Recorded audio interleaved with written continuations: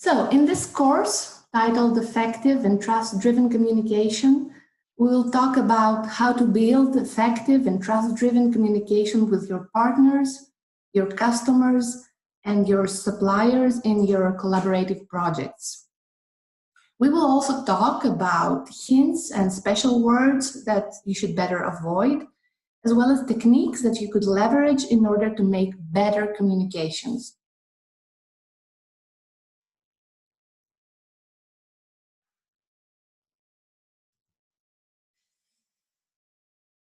So let's see the chapter objectives now.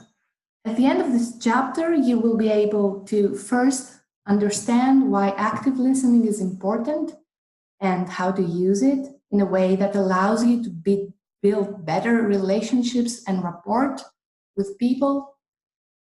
The second objective is to understand how you can provide constructive feedback in a way that brings you closer to your business goals and improves your relationship with the person that you're speaking with. And finally, you will know how to deliver difficult messages in a way that does not damage your relationships, but also generates results. So let's start with the basics of active listening. So active listening is the most effective way of listening in the context of a discussion. It is important to engage in active listening because it is an enabler of fruitful cooperation and successful business making. The best sellers and negotiators around the world are also great active listeners.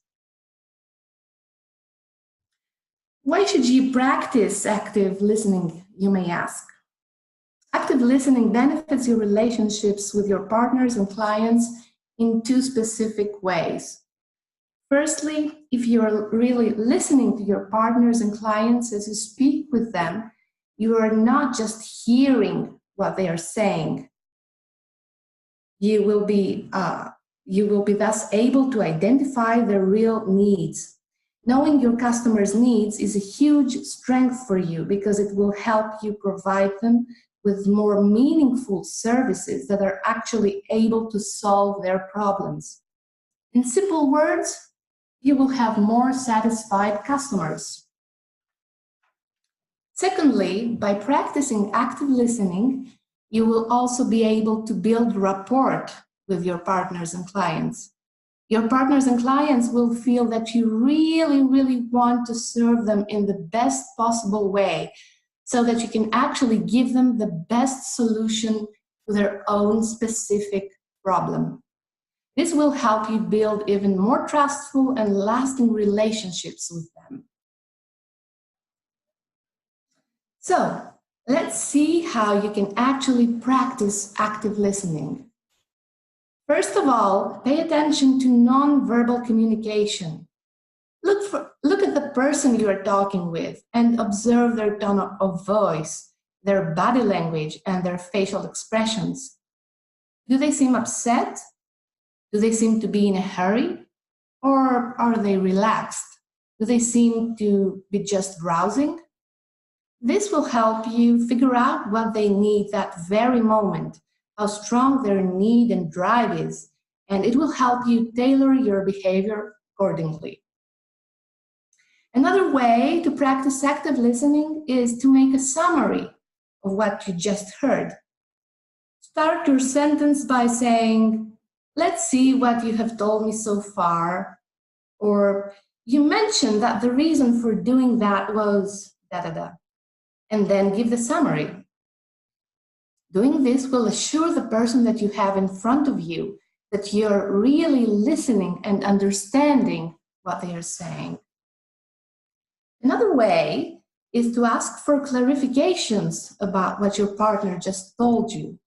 Say, for example, "Give me more details about this, da-da-da." Or could you give me an example about what you just said? You can also repeat what your partner just said in your own words. Start by saying, "If I understand correctly, you are saying that, da-da-da," and so on.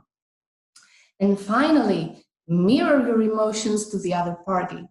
If you feel confused, for example, say, "You seem confused to me." If you feel overwhelmed, say, "It seems like this is an overwhelming situation for you." So let's advance now to another important topic in this chapter, which is about giving and receiving feedback properly.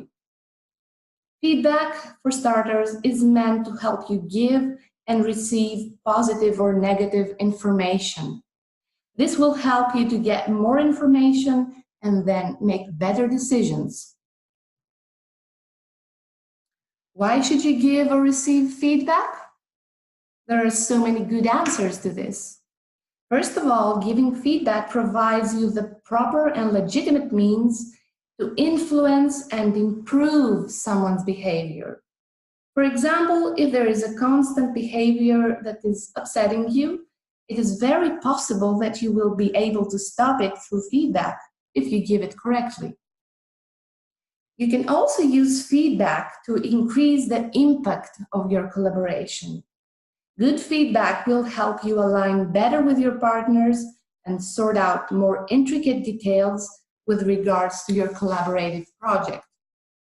And finally, feedback can altogether improve your relationships with your partners and customers by making expectations clearer and building trust with them. But beware, not any time and any place is good for giving and receiving feedback. Any feedback should be given in the correct time and place and for the correct purpose. It should be given, for example, when we want to enforce a good behavior or discourage an undesirable behavior. And it should never, ever be given in times of anger, stress, frustration, or any extreme negative feeling. When we operate in stress mode, we are not able to think clearly. So here are some good tips about words that you should use. Tip number 1 is to avoid using definitive words such as always, never, absolutely, no. Definitive words usually do not reflect the reality by 100%, right? So they can cause agitation to the person that you're speaking with. For example, someone may frequently be late in your appointments, but how sure are you actually that he is always late? It's better to not use always, because it's probably not true, and if you say it, the other person will get angry, and you have a good reason for this. So what can you do instead? First, try using more open words like sometimes, often, maybe. This does not necessarily mean that you're lowering your guards. You can still be firm and pass on the same message, but by not aggravating the person that you want to come to terms with. Secondly, and especially when you see that things are getting out of hand, try buying time by responding, "Let me think about it, and I will come back to you later." Buying time, by the way, is an excellent technique that will help you navigate many difficult situations. It allows you to take a step back, think thoroughly, and then come back later with a good and thought-out response that will bring you to an advantageous position. But please do make sure that you do come back with an answer. Tip number 2 is to avoid stressful and very negative words. Stressful and negative words are not a very good idea. They may cause unnecessary stress and defensiveness from the side of your partner, who might have less information about the situation. So use them conscientiously. Use them when they are really, really needed. Try using alternative words instead. Here is an example of how negative words can be made lighter. So instead of saying, "We have a problem," you can say, "We have an issue. That sounds much more collective. Instead of saying, that was a huge failure, you can say, that was an important experience for us. Instead of saying, you are lazy, you can say, I can see that you lack motivation. Instead of saying, we must discuss about, you can say, could we discuss about? And instead of saying, we have to do this thing, you can say, it is necessary to do this thing. And getting to the last part of feedback, it is also important to know how to respond to feedback. So, if the feedback is valid, admit it, regardless of whether it is negative or positive. After all, it's trustworthy relationships that you want to build, right? If the feedback is not valid, though, you can, of course, deny it, but deny it correctly and support your arguments. Use specific examples to prove that the feedback is not valid. Use observations. Do not use assumptions. And finally, if the feedback is partly valid, then admit, of course, the part that is valid and define with clarity the part that is not valid and why. So let's go to the last part of our lesson. Here we will show you an excellent model for giving feedback. It's called BIT, which stands for Behavior, Impact, Tomorrow. These are the 3 words that you should remember in order to deliver this model. You can use the BIT model to deliver feedback in a structured and effective way. There exist different variations of this model, so I'm going to show you the simplest one here.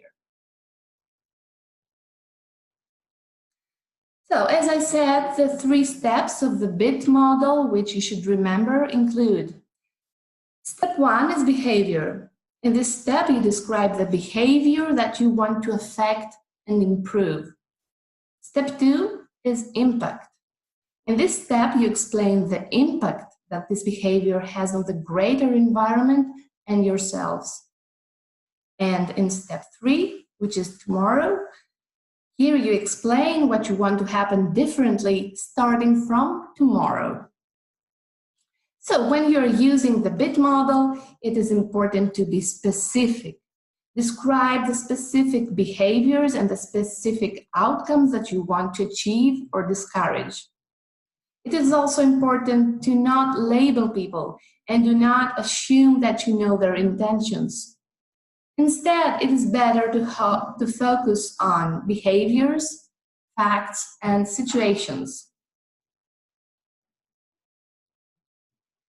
Let's see an example of how you can use the BIT model.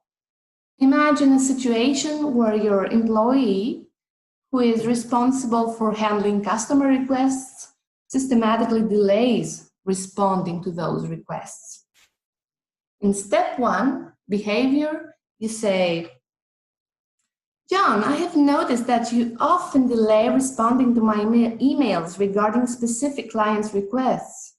Sometimes it takes more than 3 days for you to answer. And sometimes you do not respond at all. For example, last Thursday, when I told you that Mrs. Jones asked for a change in the shipping address of her order. Then you advance to the second step and you describe the impact of this behavior. You say, when this happens, I have no option but to put our clients' requests on hold until I get an answer from you. Sometimes our clients receive no response from us at all.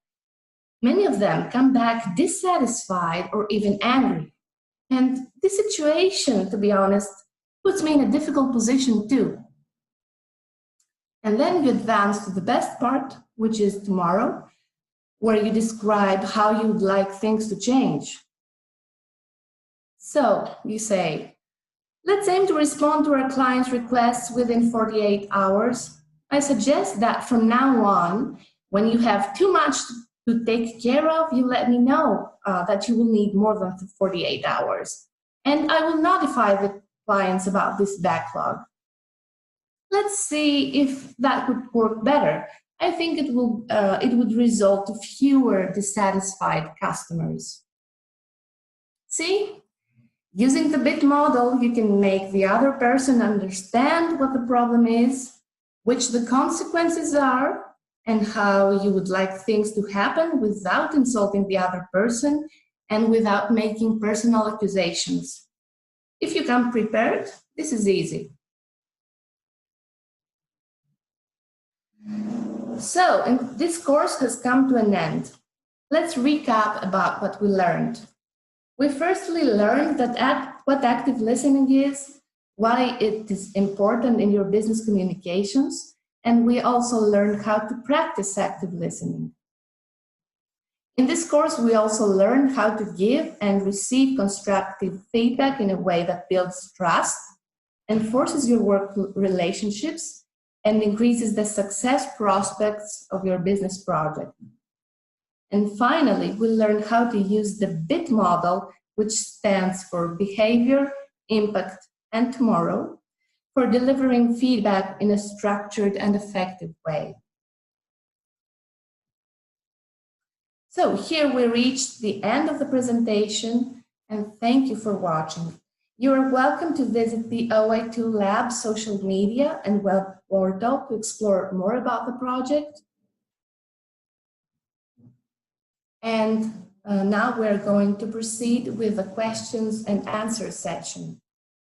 To post a question, please click the Q&A button on the top of your screen and type in your questions. I will receive them and provide answers.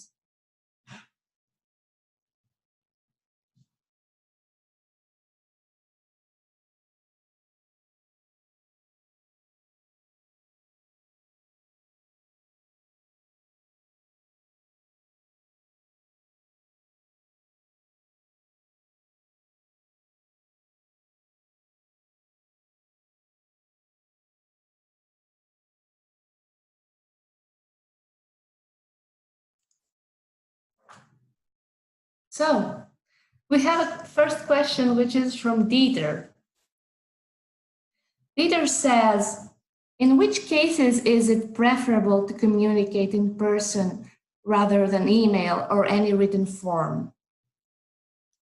Well, Dieter, generally speaking, written communication is best when you want to communicate practical tasks with a person that you have already established a good relationship.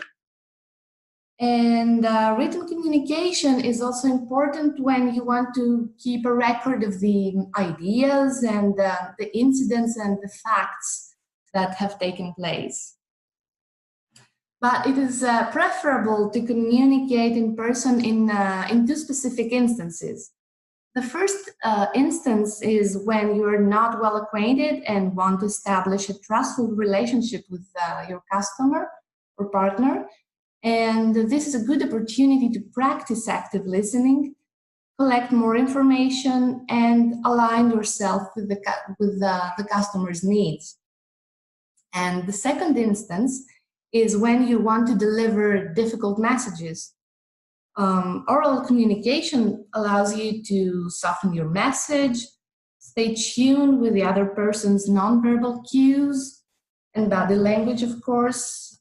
It also helps you to avoid misunderstandings and even help people deal with difficult news. So that was the answer. I hope I answered your question, Dieter. Let's go to another question. This one is by Walter. So Walter asks, what should I do if during a business communication I get angry and very upset? That's a good question.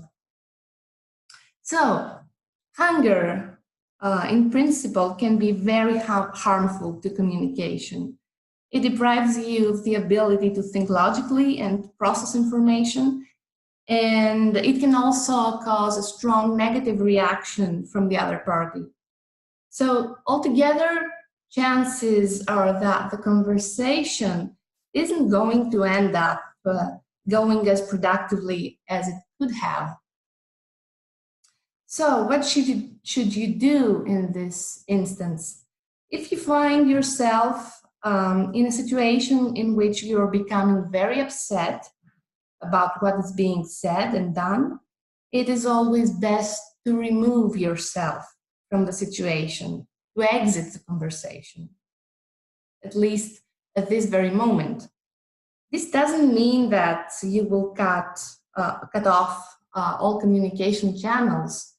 You can postpone the conversation for a better time and for when things will have cooled off. It will be better that way. So I hoped I answered your question. Well, let me see if we have any more questions. Oh yeah, we have one question from Christina from Portugal. Oh, thank you for your kind words, Christina. So Christina asks, what should I do if I am practicing active listening, but the other party has weak communication skills? This is a very good question as well. So in several instances, you may find out that the other speaker is not a good communicator. And he or she may lack structure in their thoughts or repeat themselves, or they may even not be good in English or whatever language you're speaking. So in this case, and considering the role of the active listener, you also need to help the other party, the other speaker, to focus on the subject. For example, if they start to repeat themselves, you can say, yes, I understand that, and then ask a question that moves the conversation forward. Or if their mind is wandering and they seem distracted and they talk about unrelated things, you can say, how does this relate to our project? So such corrective cues will help you keep your conversation focused. And I would also like to note that this is also an opportunity for you to identify what their biggest need is. Someone may be repeating themselves, for example, because they want to emphasize what they are saying. Or if they're not good at speaking English, it is highly probable that they will concentrate their effort to passing only the basic, the principle, the key message. So here is your opportunity to actually listen to your customer and identify his needs. And before closing that, I would like to say that in any case, if you actually find yourself in a meaningless conversation and you cannot afford some time to spend to it, you can politely say that I have to get back to work now, but we can talk again later. And if this customer is of interest to you, so make sure that you do find some time to talk later. I hope I answered your question, Christina. Okay, thank you. Good. Let me see. Yeah, I think we have one more question. It is from Eleni. So Eleni asks, what should I do if the other party seems uninterested and distracted? This question is very similar to the previous one. So in some occasions, as I said, you might find that the other party is giving cues that reveal that he's distracted. For example, they will not be making eye contact. They will be checking their phone or checking their watch, fidgeting or something like that. And in these cases, you can gently try to restore focus by using phrases like the ones I mentioned previously. For example, you can ask, what do you think about this? But if the other speaker seems distracted, then it is again better to postpone this conversation.